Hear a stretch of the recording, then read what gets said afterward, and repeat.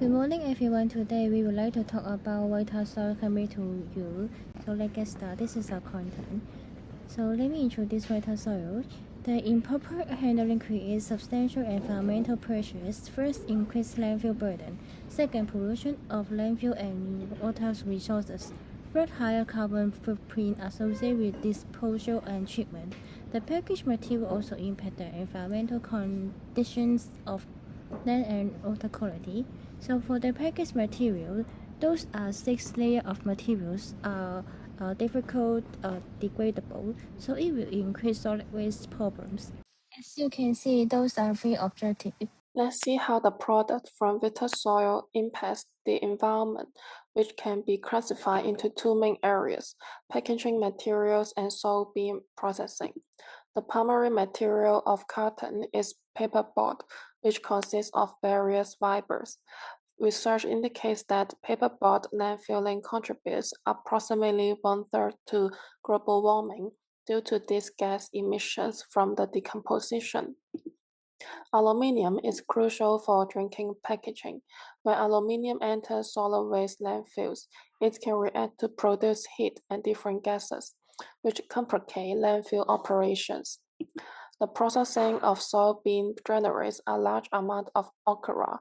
Water is also important for cleaning and cooling processing.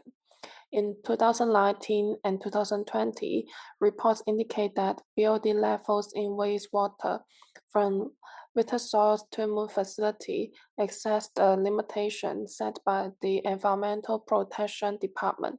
It raised concerns about water pollution and its impact on aqua life. The following session will discuss this problem. The food industry is responsible for approximately one-third of global carbon emissions, yet efforts to reduce them remains limited. For Vita soy, the largest source of emissions is soybean cultivation.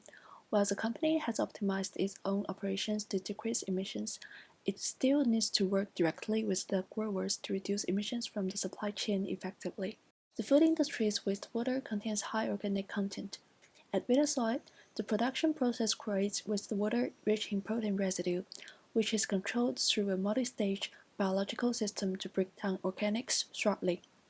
The treated water can consistently meet all required standards. Food waste makes up over 20% of municipal solid waste. When landfilled, it releases massive methane.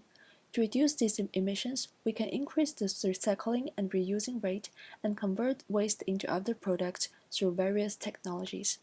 For companies like Vitasoy, advancing in this area remains a key focus. Then move on to the recommendation part. As we mentioned above, we can find out that the most critical problem that beta soil causes to the atmosphere is carbon emission. The major sources of carbon emission of beta soil came from the crop cultivation and harvesting phase of the raw materials grower. The challenge is how to persuade them to use more environmental friendly equipment. For solving this problem, we are recommend that beta soil can build up an incentive mechanism between Vitasoy, government, and raw materials grower. In this mechanism, the government can provide financial support to Vitasoy, and Vitasoy can provide cost contribution rebate to raw materials grower for reducing the cost of purchasing the environmental friendly equipment such as electric tracker.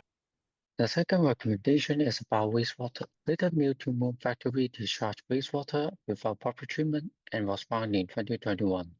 So Vitasoy company should communicate and operate with government departments for a standard BOD control management.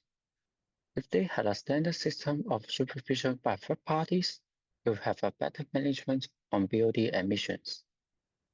The third recommendation is about landfill.